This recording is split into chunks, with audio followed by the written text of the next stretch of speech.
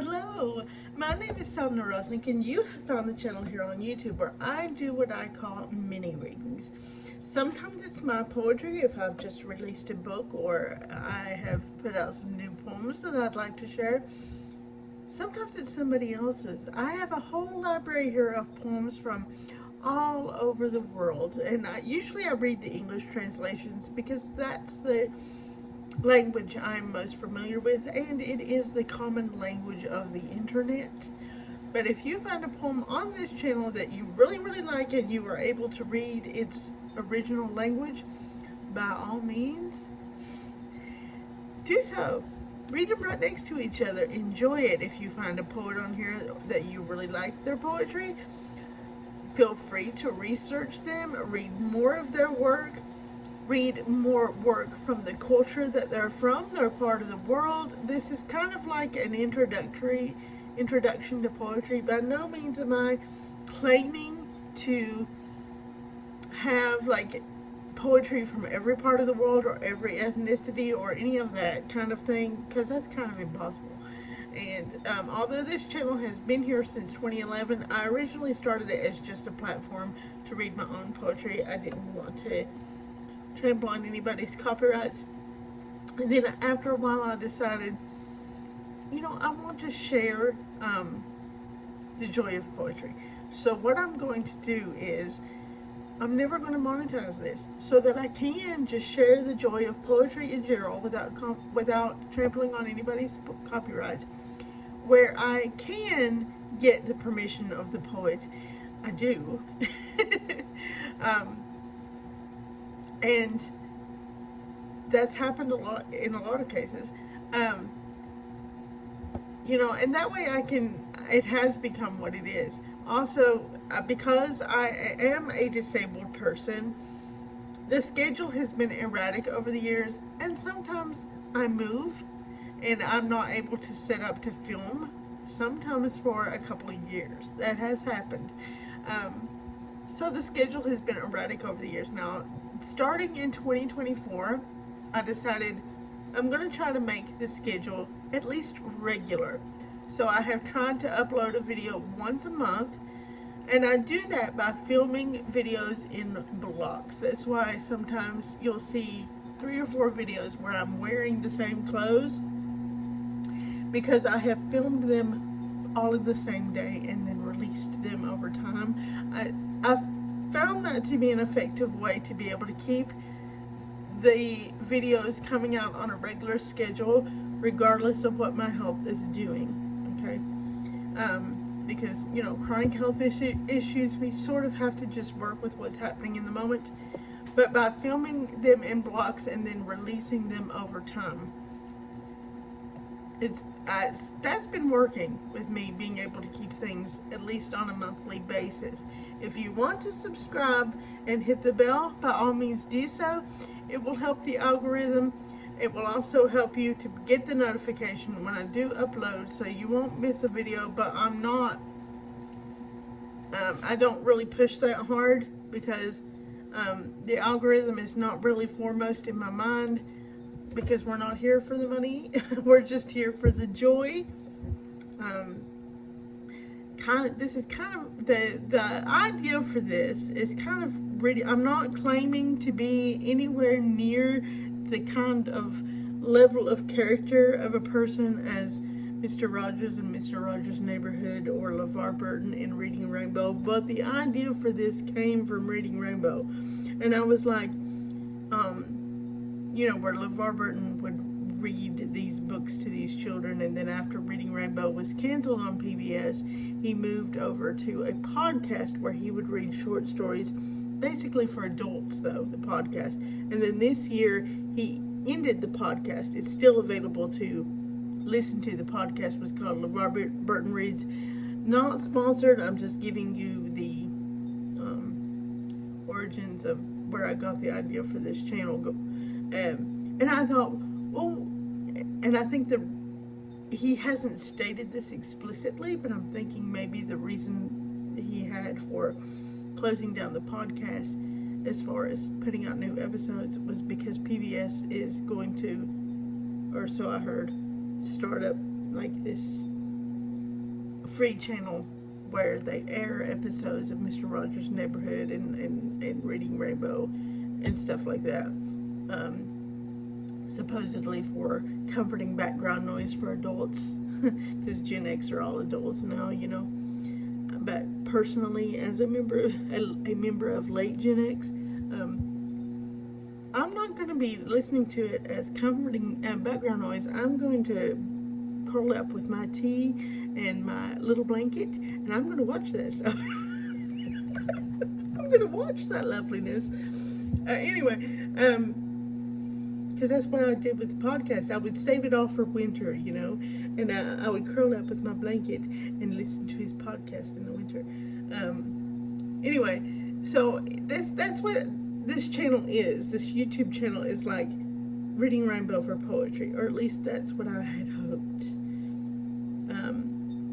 And for world poetry. But it's just one poem per video, and lots of me chatting, because I'm a chatty Cathy, and I'm not always cognizant of everything that I'm saying, because my brain doesn't work that way, okay? Especially since I've been diagnosed recently, which I've had the condition since 2020 is when I first started having the seizures. But recently finally diagnosed, and we're still working on treatment options, trying to nail down a treatment that works. So it's still in process. But I've recently been diagnosed with a seizure disorder that messes with the free flow of my thinking. So sometimes I'll be in the middle of talking and I'll lose what I'm talking about, and I'll lose names and nouns, and get my words mixed up. Things like all of that is as a result of the seizure disorder, and possibly the medication, also side effects of the medication. So I'm not as articulate as I used to be, or as I would like to be. Also, I have cerebral palsy, so sometimes I know full well what I'm trying to say, but my mouth, the muscles of my mouth do not cooperate. Okay, and that's something that I have had since I was born. So that happens too, that sometimes I will mispronounce words or stutter or something like that. And it's not that I don't know how to say the word. It's not that I don't know how to pronounce the word. And it's not that I don't know what I'm trying to say. It's just that the muscles in my mouth don't cooperate. So that will happen. It's just part of my lifelong health issues, and so those are things that happen on this channel too. But there is more awareness nowadays about neurodivergence and neurological conditions and disability and things like that, and there is more tolerance of it than there was when I was a young girl growing up, because I remember when the Americans with Disabilities Act was passed when I was 11 years old, and I was actually part of that civil rights battle to get that passed and to integrate disabled people into public school with able-bodied children. That was not a thing whenever I started school, and I was part of the battle to get disabled children integrated into schools with able-bodied children, so that they would have equal rights to education and equal opportunities in that way. I've got quite the stories I could tell, and some of them I have told on this platform. Some of them I have told on other platforms during the lockdown part of the COVID pandemic. I actually made daily videos on my Instagram channel back whenever, before they started the reels, whenever they had IGTV. I would make a video every day where I would read a chapter out of a novel, just to help everybody get through the worst of COVID. And I think I did that for like 2 years. And I think we read what books did we read? We read Cry the Beloved Country by Alan Patton. We read Under the Eye of the Clock by Christopher Nolan, which is an autobiography uh, written by a young man or he was a young man at the time the story takes place, with cerebral palsy in Ireland. He had a much easier time of it than I did growing up, and he was older than me, so yay for Ireland for being more progressive in that way than the United States was. And we also read the poetry of Yeats, just his poetry, not his plays or his collection of Celtic folklore. And then when we finished Yeats' poetry, I stopped making those videos because by then everybody had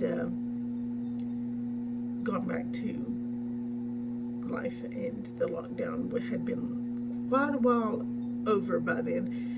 And it's just people like me who are still shut in, who were shut in before the lockdown, right? Because of our health issues. I think they call us shut-ins anyway, because we're shut in when the rest of the world isn't. And just as I suspected, the world really became more open for those of us who were already shut in during the lockdown. It was really exciting time for disabled people because the world really opened up. We were able, we could travel the world from our house. You could go to, I went to a museum in Israel and saw the Dead Sea Scrolls. I've never been busier in my life than I was during the lockdown and COVID. As a disabled person I've been a shut-in since 2018, and I did more poetry readings and more events and more everything. You could go on tours everywhere. The world was really set up optimally for a disabled person during the lockdown because everybody was in the same boat. And then of course when the world opened back up again and the able-bodied people went back to life as it had been more or less before COVID, I made several pleas on Instagram. Please don't leave us behind. Please leave the virtual doors open. And some places have, most places have not. We got left behind, and that's a shame, but it is what it is. It is what it is. And I really wish that the world would turn around and remember what they felt like when they were shut in, and remember that there will always be a portion of the population that are always shut in like that. And do not leave us behind just because we are not like you, right? There will always be disabled people in this world who always face questions of access, challenges of access. Do not leave us behind. You are leaving us behind. Don't do that, because what that ends up being is it becomes a civil rights issue. I'm just going to lay it out there. It is a civil rights issue, and when you leave us behind, you violate our civil rights. But that's all I'm going to say about it. I'm just going to lay it out there so that you know exactly what that is. Point blank. No questions left. It is a civil rights issue, and when you leave us behind, you violate our civil rights. But I will say no more about it now that I've laid it out on the table, because we are here for poetry. Okay. But yeah, so I've kind of spoken about a lot of different things on a lot of different platforms, and done a lot of, tried to do a lot of spreading the joy around literary works. I do a little bit of singing here and there, none of it professional, because I don't think my voice is good enough to measure up to anybody professionally. I just enjoy singing, so some of that is on this channel too. All of it a cappella, because I don't have skills with any instruments. I don't have, because of the CP, I don't have finger dexterity for playing an instrument. If you want to spare yourself that, feel free to skip those. They're just there because I was wanting to have some fun one day. and really that's what this channel is all about, really, is just sharing various kinds of joy. Most of it, though, is poetry. And that's what we're here for today. Today I'm going to read a poem by Ellyn, and I got her permission to share it. She is a phenomenal poet, spoken word poet. I came across her maybe 15, 16, 17 years ago online. When she lived in California then.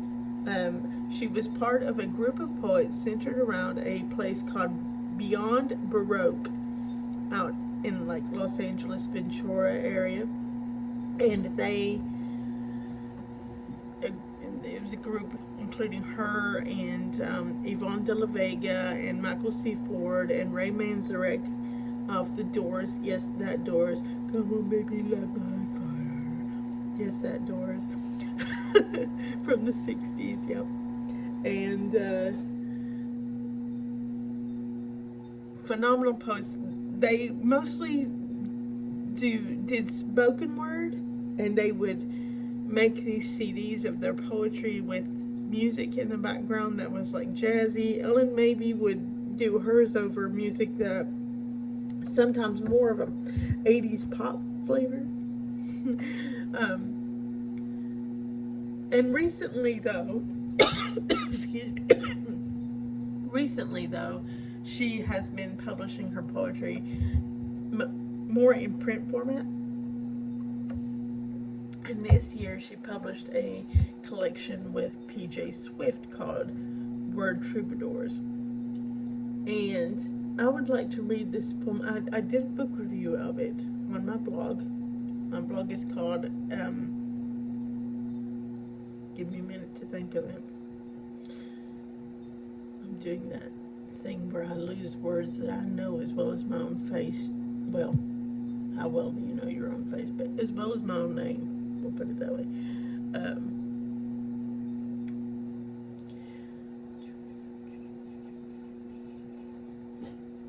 I know, I just lost what, I've kind of just lost everything that I was talking about. See, I told you that I've been doing this since I started having the seizure. Thank you for your patience. Word Troubadours with PJ Swift.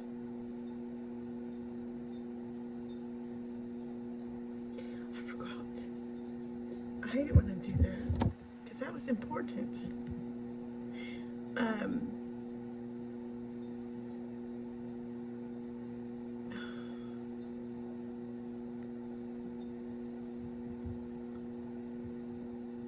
My goodness, I hate it when I do that.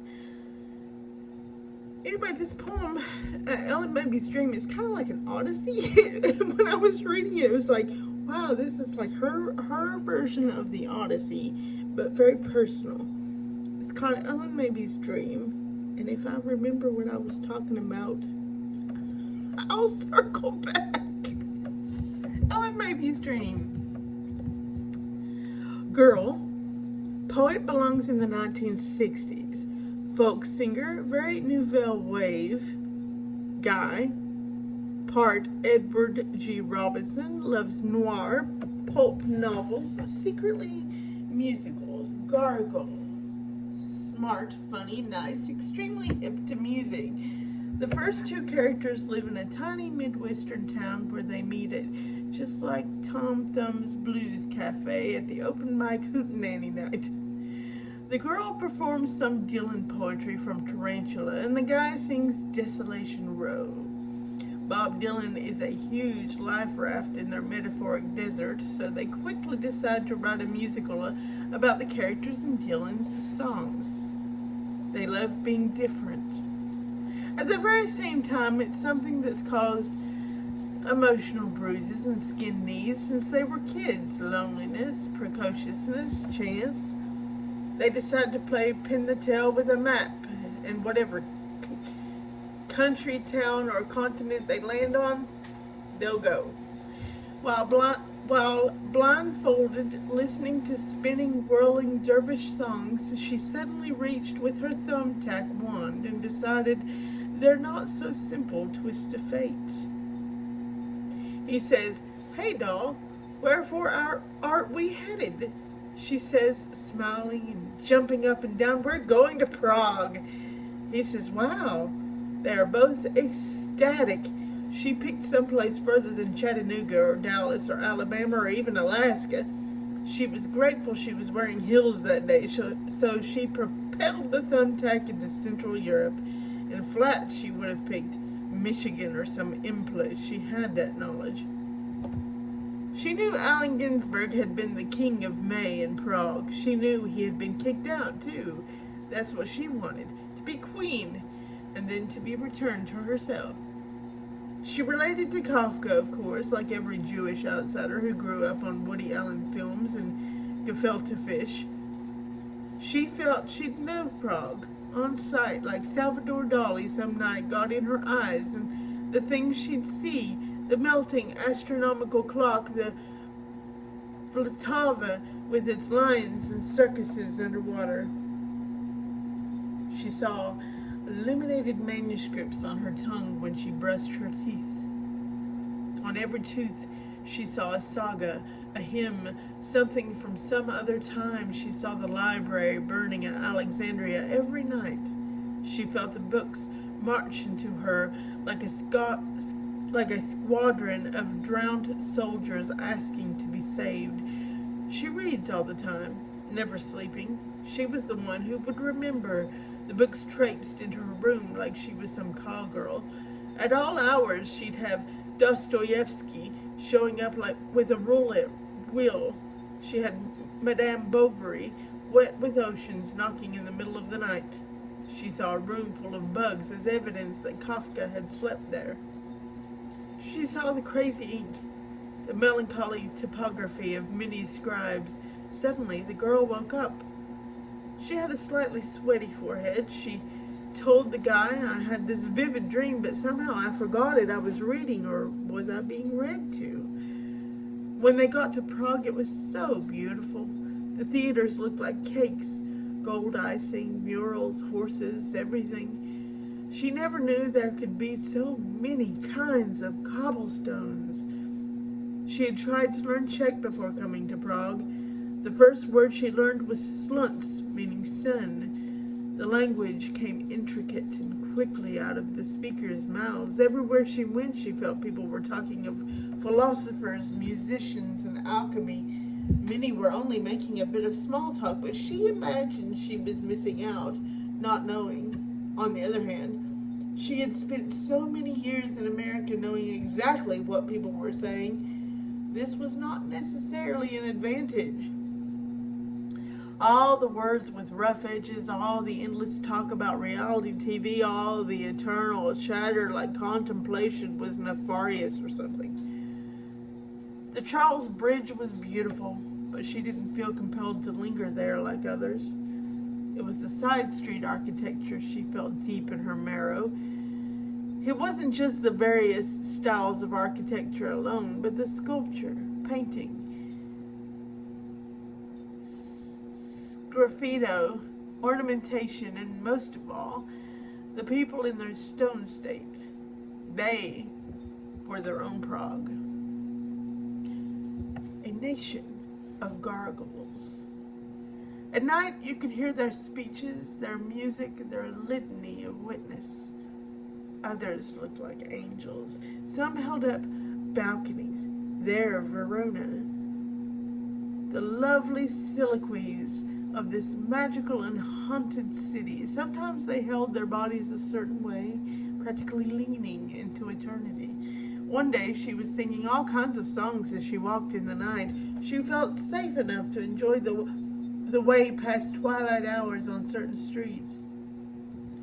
There she would sing and sing, tangled up in blue, tangled up in blue, love is a 4-letter word, Adelaide's lament. Suddenly someone said, Bob Dylan, Joe Baez, and Frank Loesser. She looked around and nobody seemed to be talking to her or even looking her way. But she looked up, and smiling at her was a gargoyle wearing a t-shirt with a picture of Starry, Starry Night. He winked. That's Van Gogh and a little bit Don McLean. This was seriously unusual for anyone to get her references, let alone a gargoyle. She sang more songs. He knew all the lyrics, too. It was as though he was waiting for her to come to Prague and walk down this street. He looked more human than gargoyle, like he had just jumped into the building for her benefit, but he looked like he had been restored. He told her how he had once been a composer, a painter, a poet, a baker, but a few credits short to be a candlestick maker. He was one of the Renaissance people alive during the Renaissance whom nobody remembers anymore. He was in Shakespeare's shadow.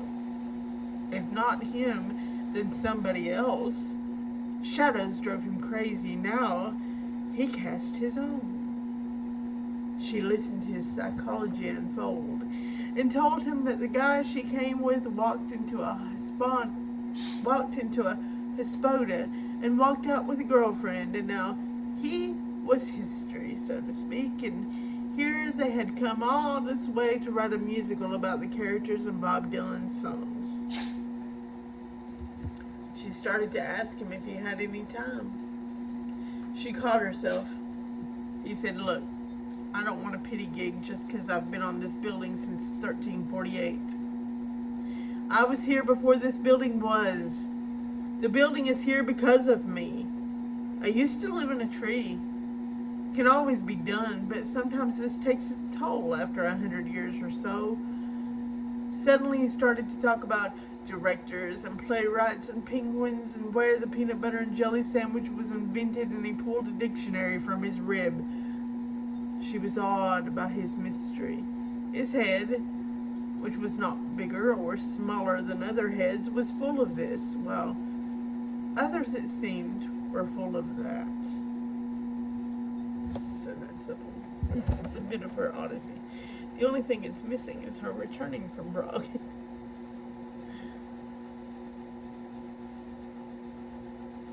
I found it's rather fascinating. Because she does have that moment in the middle of, well, sort of end of the first third, beginning of the second third, where she wakes up, but then you're left wondering, did she wake up, or is it one of those moments where, and I don't know if you've had this happen, but I have, where you're dreaming and you wake up in your dream, but then you're still dreaming? You know? So it's like, did she wake up, or did she continue to dream? Is the whole thing a dream?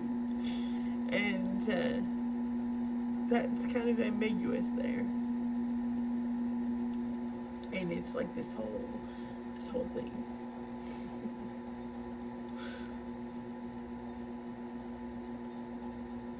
And anyway, it's fun.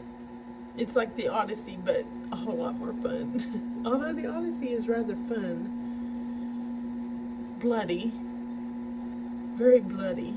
And, you know, I kind of feel sorry for Penelope. She's like this paragon of the faithful wife, but he's out there sleeping with every woman he finds on every island he gets shipwrecked on for however long. But some of them because he doesn't, kind of sets him up as not having a choice, and some of them he does. So he's like out there being player of the nation. The father, as my grandmother would have said, he's the father of our country. And she's at home being the faithful wife who's turning away all suitors.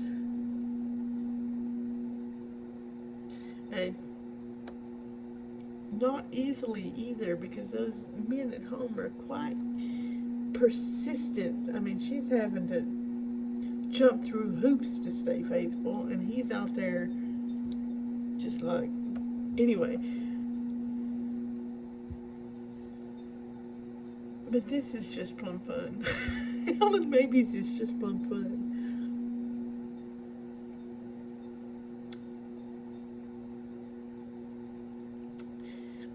Yeah, I'm still getting used to this, where I fell and broke my tooth. So I'm still getting used to how it feels in my mouth. Like, especially when I'm talking, because it like rubs, my mouth rubs all over it, my tongue rubs all over it, and it has changed the way my words sound coming out of my mouth, and I'm getting used to that.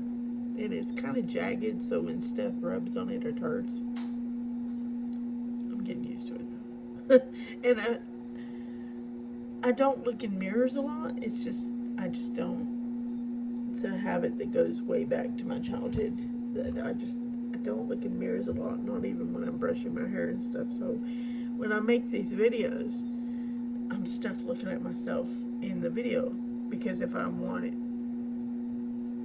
to look at you guys, then I have to look at the camera, right? And then I'm like, oh yeah, that looks weird to me, because I don't look at myself often enough to have gotten used to it yet. So that's why I was like, anyway, but I'll get used to it eventually, and so will you guys, I guess. It's still new to me, because I fell in, I think it was like May 18th or something, when I fell and broke my tooth. Again, hazards of the health condition. Because, you know, when you have cerebral palsy, you fall all the time. And I'm on a walker now. I've been on a walker now for permanently for, I guess 10 years now. And it has really cut down on how often I fall. But when I do fall, it's more spectacular, and I'm less likely to be able to control impact, which means I'm more likely to injure myself, because although the walker does cut down on how often I fall, it becomes, once I'm actually falling, the walker becomes a safety hazard, and I'm still working out how to handle that. Because like when I was growing up, I'm a Shriners kid, right? I was fortunate enough to have a great uncle who was still alive at that time, World War II vet, I think, and he sponsored me to be a Shriners kid, and which was saved my life really, because, you know, I had cerebral palsy, and my mom was a single mom, divorced mom, and couldn't pay for all that medical care. So anyway, part of my training growing up in the Shriners was how to fall and control impact to minimize injury upon impact. So when I fall, my brain goes into this mode where I'm like, everything slows down, and I'm thinking, what's around me? What's in my immediate environment? And what do I need to do to protect my body, my organs, and especially my head, so that when impact comes, when I hit the ground, I'm not going to injure myself. Or at least I injure myself the least amount possible, right? But with the walker in play, that changes all those calculations going on in my head, and I wasn't trained to factor in the walker with those calculations, because I didn't have the walker when they were training me to do this thing. So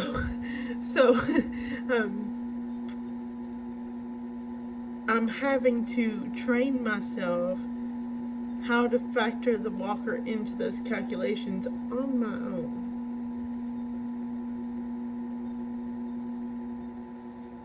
So in the meantime, it's a safety hazard, like, cause like it like I said, it stops falls most of the time, but on the occasion where I'm gonna fall, walker or not, then it's like, well, now the walker's in the way. Now it's going to cause this fall to be bad fall, where before I could just be like, you know, because but I am working on this, because it caused me to break my tooth, and it's caused me to do caused me to some pretty serious permanent injuries. It has. So I'm working on training myself that whenever I realize I've lost contact with the earth and there's nothing going to stop this fall but the walker's in the way, to very first thing before I calculate anything else in my environment, to push the walker away from my body and out of the impact zone. I'm trying to make that reflex so that I do it even without thinking about it. But that's just going to take time.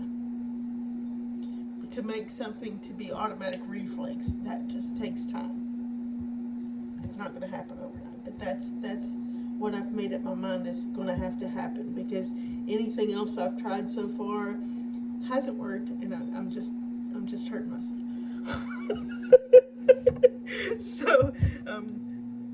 So that's what it's come down to is I'm just going to have to train myself to be like, okay, when I realize that I'm going to go down walker, and then the walker I have to just throw it away from me, get it away from me, so that then I can calculate what else is in my environment, protect my body, and do what I was trained to do from infancy, right? But getting the walker out, away from my body and out of the impact zone is going to have to be the first thing I do before I go into the rest. And that's what I'm working on doing now, so that things like this don't happen. Anyway, that's our poem for today, and so there we go. And whatever I was saying about Ellyn before I read the poem, that's just gone, and I'm so sorry, Ellyn. Because I know it was important. It was part of the introduction to the poem, but it just left my brain. And that's just part of who I am now, too. But that's why I added that, too. That whole explanation about the seizure disorder to the introduction to the video. But I hope that doesn't, the fact that I do that now, where my mind just blanks, doesn't stop your enjoyment of the poetry that I share on this channel. It's not going to stop me from sharing it. Because it's just who I am now. And it's never stopped who I am and my disabilities and however they manifest, and has never stopped me from doing what I can do to this point. So I'm not going to let it sometimes it slows me down, and it does affect what I'm able to do for a period of time sometimes, but it's never stopped me, and I'm not going to let it stop me now. And I hope it doesn't affect your experience of it too awful much. I hope that you join me in my efforts to not let it stop me. And like I said, this channel has been here since 2011, so you can go back and there's so much here that you can see. For one, you can see me age. And for another, you can see times when my energy is better, and all of that. But the main thing is that there are so many different kinds of poems, different genres of poems from all over the world, in many different languages. Although, like I said, I share the English translations. There's a lot of my own work is on here. You'll see me change locations. So it's been a great ride on here over the years, and I hope that you find many things that you love and enjoy on this channel, and that the joy continues to spread, because that's what it's all about. Just share the joy of poetry, and a lot of times there's a lot of other interesting educational tidbits and knowledge that ends up being shared as context for the poems, and just sometimes just because I'm in the mood to chat about things in my life or that are going on in the world, or whatever happens to be in my brain that day. So, I hope you enjoy this, and I hope you come back for the next one, because there's so much to be shared. And thank you very much. Don't go hunting.